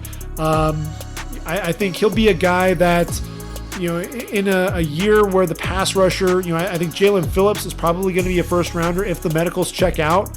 So I think Carlos Basham will probably be an early day 2 guy. I think when it's all said and done, he won't be there for Wake Forest. So unfortunately, we'll miss out there. But Wisconsin, you'll get to watch Jake Ferguson, the tight end. Talented receiving tight end there for Graham Mertz, the quarterback. Cole Van Lanen, the offensive tackle, the left tackle there. He'll be probably a late day 3 guy, but could potentially be a swing tackle at the next level. I don't know that he has enough foot speed to be a left tackle at the next level, but I think he'll be more of that right tackle, if you will. Defensively, I think Jack Sanborn is my guy when I think about guys transitioning to the next level. You think of all those linebackers there for Wisconsin, from Joe Schobert to Zach Vaughn most recently, Vince Beagle. I think this is the next guy that you're going to be talking about. Chris Borland, how can I forget him? But I think Jack Sanborn's that next guy, 6'2", 253 pounds, a guy who plays really well downhill. I want to see if he can play laterally, and that's really the biggest question mark that I have for him right now. Only a junior, so I anticipate him coming back to Madison for one more season. Music City Bowl, there on December 30th, as I mentioned, will no longer happen, so we won't get to see that matchup. But we will get to see Oklahoma take on Florida. And yes, all those receivers are gone. Not only are Kyle Pitts, Trevon Grimes, and Kadarius Toney not going to be in that game, but Jacob Copeland also has a COVID-19 situation as well, so he won't be playing. So when you talk about Kyle Trask, you want to see what type of moxie this guy has, and what can he do with this program without his top 4 receivers. What can this guy do? That's going to be interesting, especially against an improved OU front. I've already talked about Ronnie Perkins and Perion Winfrey, what they've been able to bring to the table. But Isaiah Thomas has really proven himself as a guy that can be a potential pro prospect when it's all said and done. Isaiah Thomas, look, when you turn on the game film, he's a guy that just shows a tremendous burst coming off the football. I think that's one of the things that you absolutely see time and time again with him. Is he wants to continue to work, and I think that's definitely apparent. But I'm trying to pull up his stats here, and a guy who I think could have been the defensive lineman of the year in the Big 12. Ultimately, that went to Darius Stills of West Virginia, and rightfully so. But when you look at it, he had only had 2 tackles for loss and 2 sacks in 9 total games for the Sooners. Comes in this season, plays in 10 games, 12 tackles for loss, 7.5 sacks. Showed really, the length was one of the things that I thought was really impressive. He had the burst to come off the football, but then using that length to stay off of blockers and be able to shed and shoot into the backfield and get after the quarterback. Showed a nice burst to close on the quarterback as well. I think Isaiah Thomas is somebody that you definitely have to be on the lookout for. And then Nick Benito really starting to put things together a little bit. 6'3", 238 pounds. This was another guy that was starting to wreak havoc coming off the edge there for the Sooners late. Again, Ronnie Perkins really making a huge difference for these guys. But 10.5 tackles for loss, 8 sacks on the year. He'll be another guy to watch for in this game, coming after Kyle Trask. And then defensively for, when we talk about defenses, we're going to have to also talk about, Florida. When you talk about Florida, Ventrell Miller, only a junior, could come back, but 6'1", 230 pounds, inside linebacker. He's a guy, when you talked about, David Reese no longer being there with the program, and some of the other linebackers that they have, Rasan Joseph, who's going to be the next guy? Well, Ventrell Miller has absolutely been that guy. 86 tackles, 7.5 tackles for loss, 3.5 sacks. The guy that's shown the ability to play sideline to sideline. I want to see him really showcase an ability to drop into coverage a little bit more. He did have an interception return for a touchdown of 82 yards. As a freshman, has broken up 5 passes in the last 2 seasons, but a guy who I just want to continue to see develop there. Darryl Slayton, the big physical mammoth, 350 pounder there in the middle of that defense. He's a physical presence, a physical specimen, but he has, not only does he have the power in his hands, but he has that short area burst that makes him really scary. A guy that I think is going to end up being a mid to late day 3 pick, but a guy who you can't have enough. You can't teach size and power like that. And he definitely has that in bunches. Zachary Carter, another guy to watch for, number 17 there, 6'4", 290 pounds. He could potentially come out. And he's a guy that I think could be a 34. A 5 technique in a 34 defense, could be a 3 technique in an even man front. 14.5 tackles for loss, 9.5 sacks. Largely in the last 2 seasons there at Florida. Only a junior, but he's a guy to keep an eye out for. I think, honestly, he's outperformed Brenton Cox this year. Brenton Cox, I think there was a lot of hype surrounding him, the 6'3", 250-pounder coming out of Georgia. As a pass rusher, what's he going to be able to do? Redshirt sophomore season there for Florida, and he kind of underperformed. He did have 10 tackles for loss, just 3.5 sacks, and a guy who I thought was getting blocked rather easily at times. He faced Alex Leatherwood, and yes, Alex Leatherwood's one of the best tackles, but he didn't even have to work on half of his blocks. It just looked like he shut Brenton Cox down, and you really didn't see a secondary move from him. So to me, when I look at this, I think Brenton Cox needs to come back and have a big year there for Florida next season. So as we move on, Mississippi State taking on Tulsa in the Armed Forces Bowl. Zaven Collins has announced that he's going to forego and enter the draft. And look, this guy is the Bednarik Award winner, the AP Defensive Player of the Year, and rightfully so. And look, I'd be remiss if I didn't have a podcast without mentioning Zaven Collins and raving about my favorite college football player. Look, 6'4", 260 pounds, and this is a dude who just flew around with the football. Look, in his first 2 seasons had, combined 182 tackles, 17.5 tackles for loss, and 3.5 sacks. This year, this was a guy who, he continued to get better and better there for Tulsa. 7.5 tackles for loss, 4 sacks, 54 tackles in just 8 games, 4 interceptions, including returning 2 of them for touchdown, one of which was a 96-yarder that he returned for a touchdown as really a walk-off interception return against Tulane in overtime. You're playing for the Cardiac Kids. I mean, Tulsa just, comeback after comeback after comeback. 8 pass breakups on the year in his career, 3 forced fumbles as well. Zaven Collins can do it all. This is a guy, if you need him to rush the passer, he has the speed to do so. Look, he's 6'4", 260, and I wouldn't be surprised if he's running in the low 4.5s at the combine. 4.53, here we come. But a guy who, when you watch him come off the edge, he bends for a guy, who should be a lot smaller than him, but his ability to, there was a run play, it was a stretch play to the outside to, the left side of the offensive formation. He's on the opposite hash and shows this lateral quickness to get outside all the way over to the opposite side of the field and drop the running back for maybe a 1 or 2 yard gain. I mean, it was absolutely ridiculous.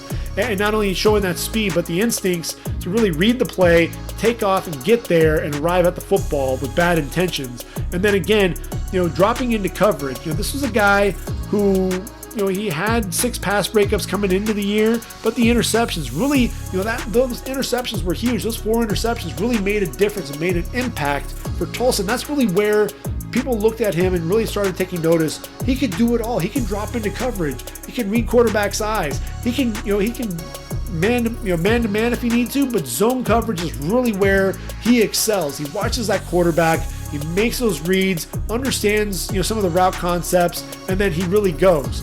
And look, this is a former gymnast, a guy who, with that flexibility, you absolutely see that, and it's something that's always on display. Now, without Zaven Collins in the game, you're going to really get to focus on a guy by the name of Jackson Player, and I love this guy as well. This is a guy, look, number 90, he's 6 foot 290, a guy who's undersized, as that nose tackle. I think he really would excel as a 3 technique at the next level. But had 8 tackles for loss, 3 sacks on the year. A guy who's explosive, getting into opposing backfields. You're going to see a couple of really big corners also matching up against Mike Leach's offense. Ali Green IV is a 6'3", 206-pound corner, a guy with some decent ball skills. But I think the guy on the back end that you really have to watch out for is a Caleb Evans. He's only a junior. He's a redshirt junior, so he could come out. But he's the guy for me that is more of that dynamic corner. 6'2", 188 pounds. What I like about both of these guys is they're very physical. Allie Green loves to force his receivers into the boundary and really sometimes out into the sideline whenever he can. But those are guys that you're gonna definitely have to watch out there for Tulsa in that game. And look, Mike Leach, that's an offense that's really trying to resurrect itself. Casey Costello really struggling at that quarterback position. So it's one of those matchups to where, what is Mississippi State really going to bring? This is a program that's struggled mightily to really get things going after they put on such a passing display against LSU. Over 600 yards passing in that first game against Bo Pelini. And Bo Pelini never wanted to pull out of their man-to-man, and that's ultimately what ended up messing with things more often than not. So that's something for me that it's going to be interesting to see whether or not these big physical corners there for Tulsa will be able to match up with Mike Leach's offense, and that's really the biggest thing that I'm going to be looking for. Look, Mississippi State, they're only 3-7 on the year. They're 6th in the SEC West, but because of bowl contracts and such, and just really the landscape right now, they're able to make it into a bowl game. I think Tulsa ends up winning this game hands down. Will Rogers is a young quarterback there. He'll be the guy that's getting the start. If you want to find a guy for the draft, how about Errol Thompson? Their linebacker there in the middle of the field. He's a big physical dude. He's a thumper, 6'1", 250 pounds. A guy that's going to come downhill and make plays. A guy, 87 tackles on the year. An SEC play. Definitely a guy that is one of those volume tacklers. A guy who I think, though, I don't know that he can drop into coverage. He's more of a 2-down linebacker, which I think limits his draft stock at the next level. So it'll be interesting to see what he can do there. Tulsa, by the way, they've got some big running backs. TK Wilkerson, I hope he gets to play. He's battling some injuries. Big dude. He'd be fun to watch. Liberty Bowl, Tony Fields, West Virginia. He's not playing. He's opted out. A guy who was a 3-year starter there at U of A with the Wildcats in Arizona, ultimately transferred to West Virginia. And had a tremendous year through 9 games, had 88 tackles, among the tackle leaders in the country. And that's one of the things. Look, he had 375 tackles in 4 years at the collegiate level, 21 tackles for loss, 9.5 sacks, 3 interceptions, 6 pass breakups. A pretty fluid athlete in coverage, a guy that can rush the quarterback a little bit, but really makes plays behind the line of scrimmage, can play in the box, but can also drop. Does a decent job in zone coverage as well. Darius Stills, I know he's already declared himself eligible for the draft. I'm not sure. I don't have him on my list of opt-outs, but we may not get to see Darius. He was actually he has opted out. I did confirm that now.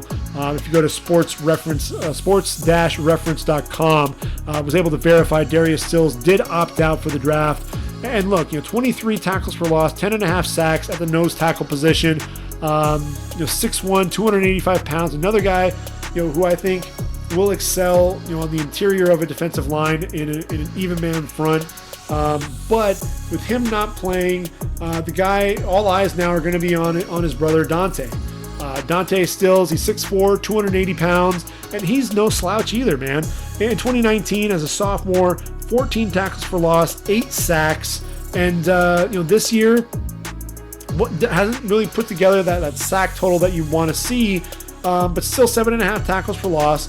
He'll be the guy that really that team is going to lean on defensively, going up against Army, and Army with their offense, that triple option.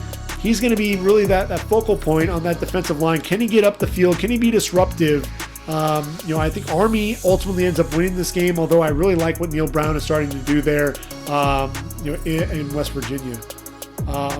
Arizona Bowl, Ball State, we've already talked about them. We know Caleb Huntley's opted out. They're taking on San Jose State, also a team that we've talked about already.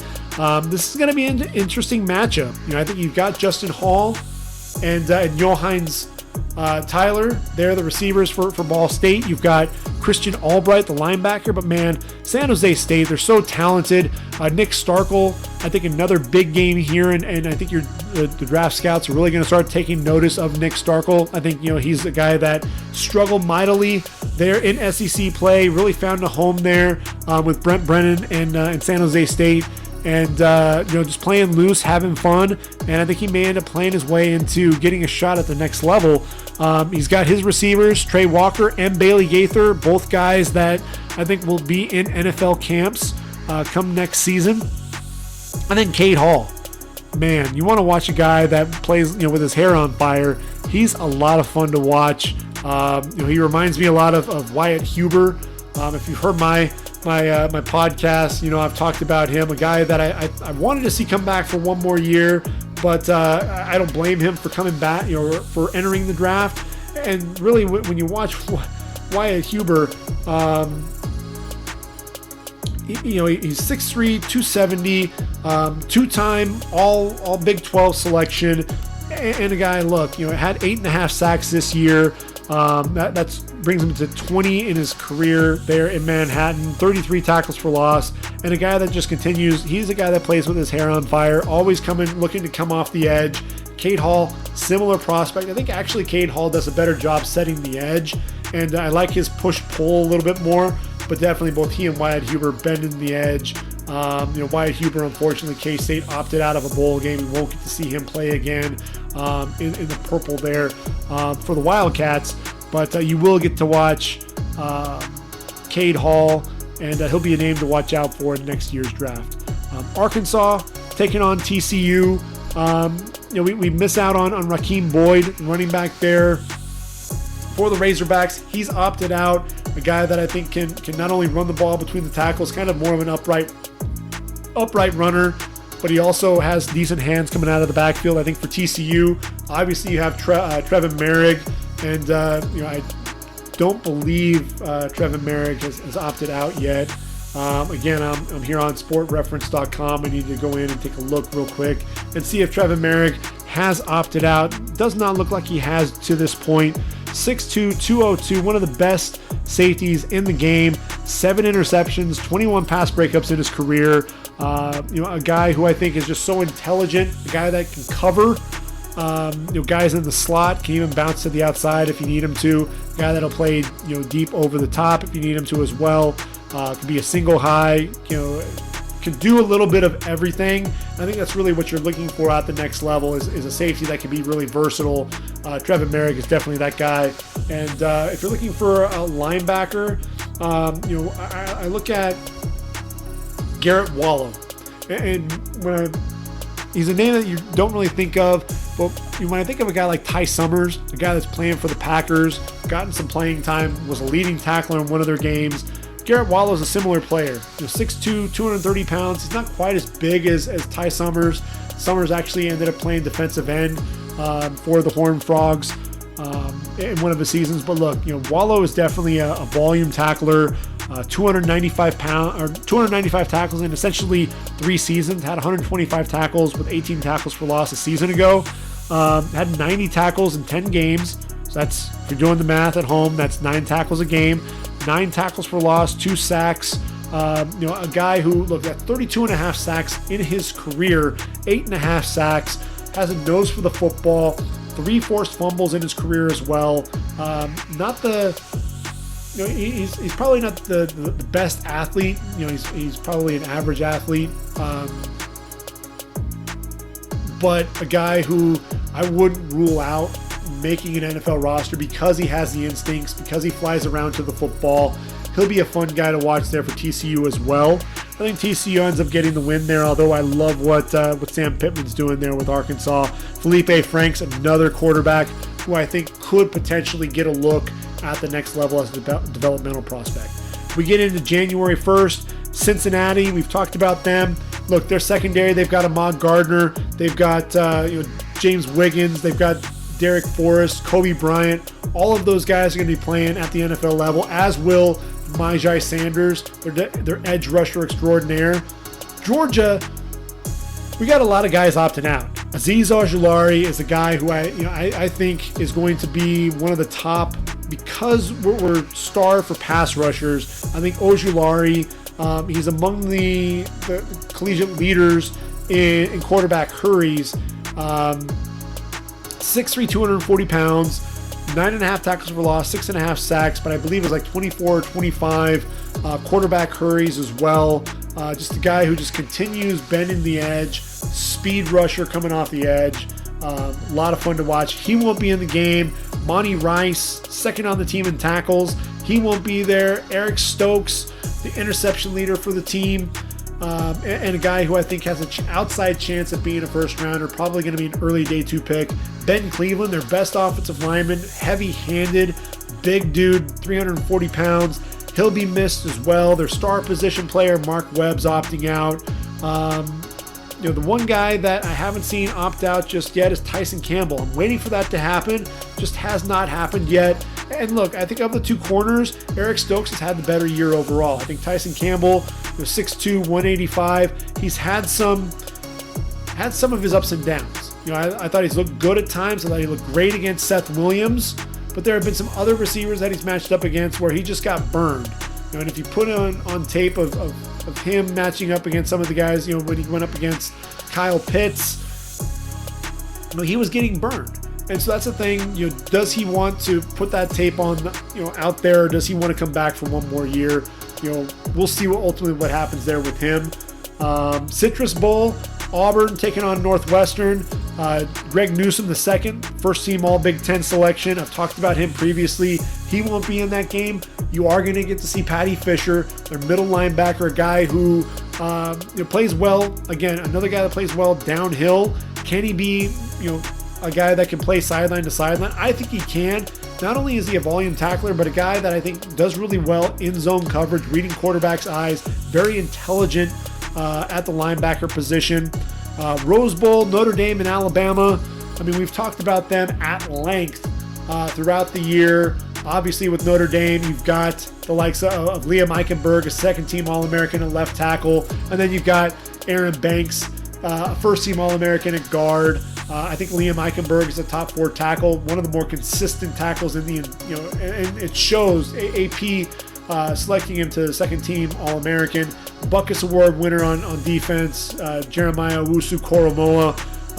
But look, Alabama just has too many weapons, too many guns, too many horses. They are without Landon Dickerson, their first-team All-American center, down with a knee injury. And you feel for this guy. He was big, physical, long arms, but he had 2 knee injuries there at Florida State. Transfers to Alabama. Now he has another knee injury. All those injuries, huge red flag. So that's ultimately, you wonder what's going to happen with him. Does he come back to Bama for one more year? Because of his injury history, does he try to enter the draft? I think the medicals could potentially kill him. You've got Notre Dame, I think, where they could potentially get a run there is that offensive line going up against that D-line. And those linebackers, that's something that's going to be interesting. Can they move the football there? That offensive line, giving Ian Book some time as well. That secondary has been torched at times. You saw what Kyle Trask was able to do. Ian Book with some of that creativity. He just doesn't have a lot of the weapons there on the outside. I think Alabama ends up winning this game going away. I just don't know that Notre Dame has enough guys on the outside to deal with Devontae Smith, John Mechie, and Najee Harris. And really, it's Steve Sarkisian. He's going to find ways to get receivers open, and I wouldn't be surprised if Devontae Smith doesn't have 12, 13, 14 catches for over 200 yards and 2 or 3 touchdowns. Mac Jones throwing to wide open receivers. This is a guy, there's nobody on Notre Dame's roster that can cover this guy. Bottom line. Ohio State taking on Clemson. You've got Trevor Lawrence. You've got Travis Etienne with Ohio State. You're going to have, if Baron Browning is going to be able to play, you've got an athletic linebacker. Pete Werner's like another safety. You've got Sean Wade that you can match up there, with the passing attack. But I just don't know that Ohio State has enough guns to be able to match up there with that offense. And then defensively, Ohio State needs to be able to really, ball control, I think, is going to be huge. You saw what Trey Sermon was able to do there against Northwestern. Can he do the same thing against this young front? So you've got Brian Bresee and Miles Murphy. They are studs. They're 5-star guys, and they're studs. They've played really well. They're going to really have to key in there against Clemson, be committed to running the football, and then allow Justin Fields to air it out to the smooth Chris Olave and the explosive Garrett Wilson on the outside. I just don't know that Ohio State has enough guys to really be able to make that happen. You've got Darion Kendrick. I'd love to see that matchup, Kendrick against Olave. And then James Skalski, he's another coach out there on the field. He does a great job reading the offense and reading out the keys and setting his guys up to be in a position to make a play. He was not in that game against Notre Dame, and that's a big reason why that defense, I think, struggled as much as it did. You saw when he came back 34-10 final. I'd like to think that James Skalski had a lot to do with that. Watch 47 there in that game. NC State taking on Kentucky. Aleem McNeil there for NC State. He's announced that he's entering the draft. He won't be in that bowl game. And what I love about Aleem McNeil, though, is an explosive. Actually, it looks like he may not have opted out of the bowl game just yet. But definitely an explosive playmaker there. 17 and a half tackles for loss, 10 sacks in his career. 6'2", 320 pounds. Again, in a year where we don't have a ton of defensive line prospects, defensive tackles, he can end up being a late day 2 pick, probably mid to late third round pick, and a guy that'll be an instant rotational player there. NC State's known for their defensive linemen, and you're getting another good one there in Aleem McNeil. Kentucky, Kelvin Joseph, among the collegiate leaders in interceptions. He's opted out, but you are going to get to see Drake Jackson, Landon Young, a couple of offensive linemen. Drake Jackson is one of the better centers in the country. Landon Young, a big physical tackle. He's playing left tackle for the Wildcats. I think ultimately he's going to end up being a guy that is going to probably kick over to the right side, possibly even be a guard. And how about Darian Kennard? AP All-America honors there. Really a guy that's leading this offensive line, even though all the conversation was about Landon Young and Drake Jackson. This is a dude who just has continued to get better. And that's the thing that is so interesting about him is the athleticism, the toughness, and he's not really somebody who was on anybody's radar. I think now he's probably, at best, probably a third round pick, in my opinion. But a guy who I think has definitely continued to progress. I think he may end up being a guard at the next level as well. But a guy who I think, if he ultimately ends up wanting to look at potentially moving up into the second round range, then he comes back for one more season. But I think if he's comfortable with being a late day 2 pick, I think Kennard ends up coming out. So you're going to get to see 3 offensive linemen with next level potential. Outback Bowl, Ole Miss taking on Indiana. Indiana, you're going to get to see my guy Ty Freifogel, the possession receiver extraordinaire, making plays down the football field, back-to-back 200-yard games during the season. Wap Fillior, a nice slot receiver there for them. Linebacker Micah McFadden, he's only a junior. He'll be back for one more year. Third-team All-American by the AP. Ole Miss, we aren't going to get to see Elijah Moore, their leading receiver and first-team All-SEC performer. A nice slot guy at the next level, a guy who may end up working into some teams' top 10 lists. And then the tight end, Kenny Yeboah. He's a second leading receiver, a guy that I was talking about as a guy to watch out for when he transferred from Temple. And, you just really didn't give him much of a chance to catch the football very often there in that Owl offense. This year, 27 catches, going over 500 yards, 19.4 yards per reception, and 6 touchdowns. He's the guy to be watching out for as a potential, early to mid day 3 selection. Won't get to see him there in that matchup. I think Indiana ends up pulling away and winning that ball game. Oregon taking on Iowa State. Nobody really opting out that hasn't already. Penei Sewell is one of those guys that we won't be seeing there. I think Iowa State, it's all going to come down to whether or not Brock Purdy can take care of the football. I think they need to run the football a lot more with Breece Hall than what they did against OU. I think, Oregon,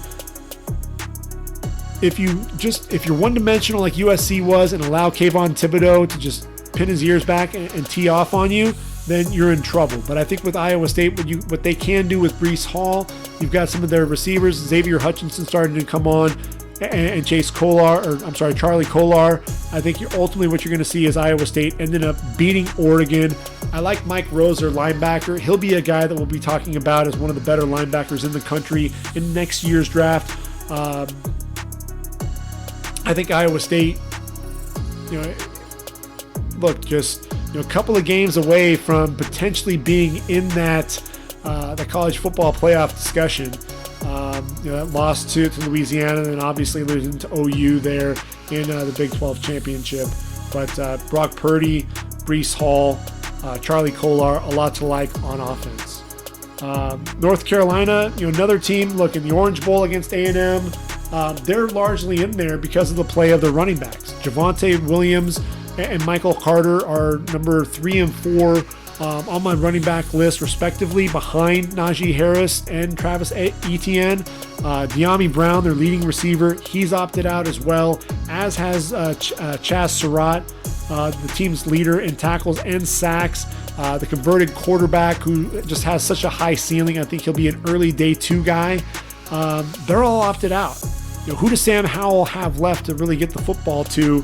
And they're going up against a Texas A&M team that, man, they got a lot of players. They've got Kellen Mond, who's looking to, in his last game there at A&M, really show scouts and show everyone at the next level that he can be a guy that can be a consistent leader and a guy that, look, I'm not just about, the short to intermediate routes. I can push the football down the field with some accuracy, and then I've got the athleticism to go with it.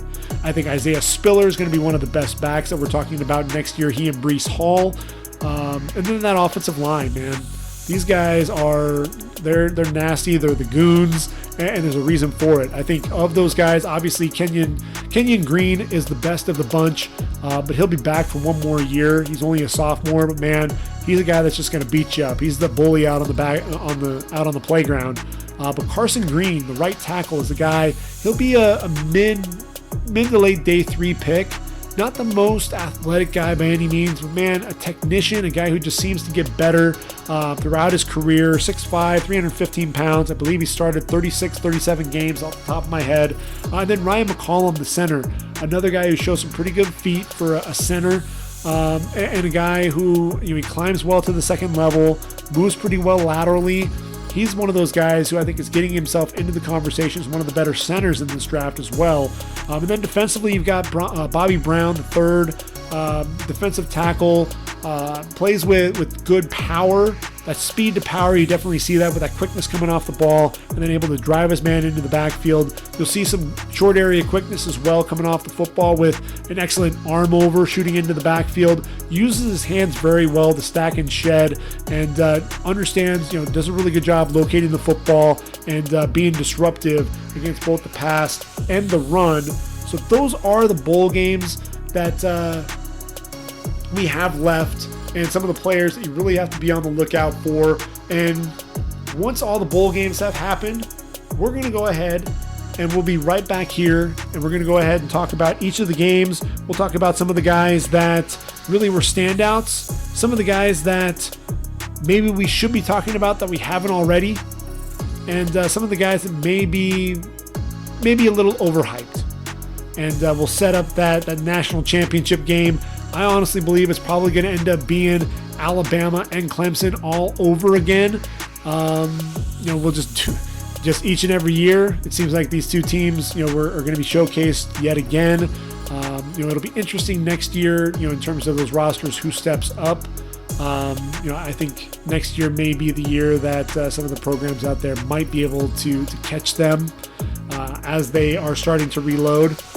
But it'll be interesting to see how that all plays out. You'll have Bryce Young at the helm for Alabama, DJ Uiagalelei for Clemson. So it's going to be fun, but we still have to get through the rest of this season. So we'll definitely break down things after the season's over. After the bowl season's over.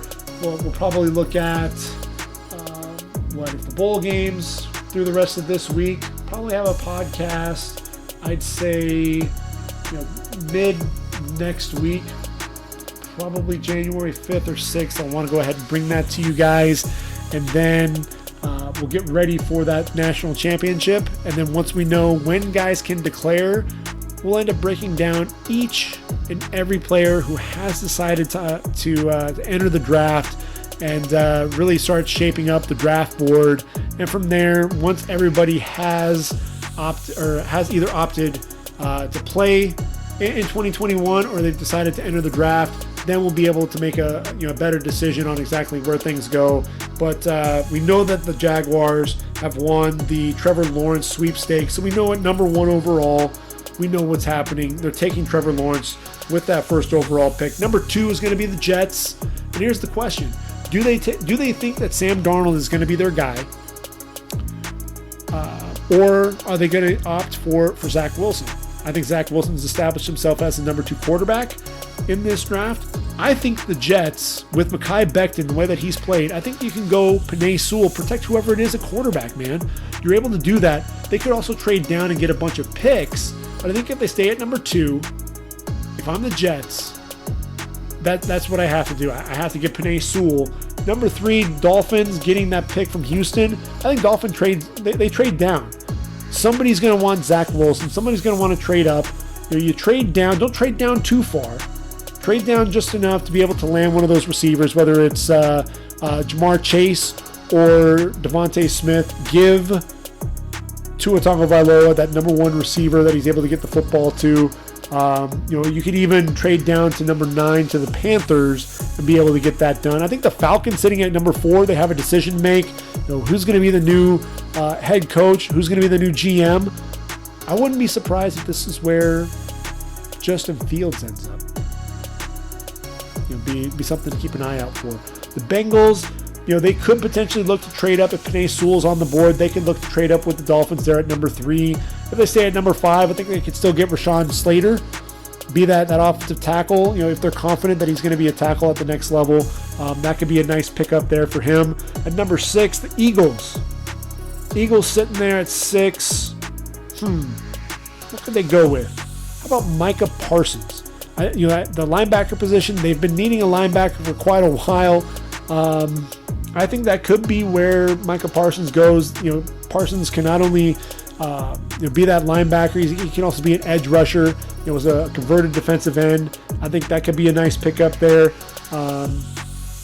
Lions sitting there at 7. This is going to be another franchise. Exactly what are you going to do? What are you looking at with Matthew Stafford? I think there are going to be question marks there. The Giants sitting at number 8. I think defense, that's really where you're going to have to look first and foremost. You've already addressed the offensive line with Andrew Thomas. You've got Saquon Barkley. You've got Daniel Jones as your quarterback. You continue to address the offensive line. You can potentially do that. That might be a little high to go after Christian Darrisaw, although that could potentially happen. Your bookends there with Andrew Thomas. You can move Thomas over to the right side and have Darrisaw play the left. Or you can go, look at defense. Really they could use a little bit of everything, whether it's a pass rusher or get a corner potentially. Could that be where Patrick Surtain goes? The Panthers, I think the Panthers are looking for a quarterback. I think that's going to ultimately be where Could they potentially trade down? Could they, if they can't land one of the top 3 quarterbacks, could they trade down and still look to get Trey Lance? Do they take Trey Lance at number 9? That might be a little too rich for my blood. But ultimately, that's one of the things that I really respect about Matt Rule, at least with his first draft. He stayed true to his draft board, and I think he's hit with Derek Brown. It'll be interesting to see how Yetur Gross-Matos pans out as well. So I think it'll be interesting to watch exactly what the Panthers do there. But don't be surprised if they don't trade up to number 3 with the Dolphins and end up walking away with either Zach Wilson or Justin Fields. And then the Broncos sitting there at number 10. Broncos need a lot, as well. They need a lot of help. They can go in a number of directions as well. So it's really going to be interesting to see exactly how this draft shakes up. And I'll actually be taking a look more at my mock. That was really just kind of going off the top of my head as I was looking at the updated draft board. But as soon as we know exactly who's going to be in the draft and who's going to be coming back for one more year, then I'll really be able to put my mock draft together. So I plan by the end of January, my first mock draft will be out, and I'll be able to bring that to you. So we're going to go ahead and bring this pre-bowl coverage to a close. Hope you've enjoyed the content. I know it's been a little while, but I think really from now on, we're going to go ahead and bring a weekly podcast to you. And as we get closer and closer to the draft, we'll probably start having some podcasts multiple times a week as we get closer and closer to draft day. But I think we're going to go ahead and make this one, put this one in the books, as they say. So we'll do this all again next week. But for ReadyForTheDraft.com, this has been the Ready for the Draft podcast. I've been your host, Gregg Schutze. Take care, everyone. Enjoy your week. Enjoy the bowl games. Until next time, I am out of here. Take care.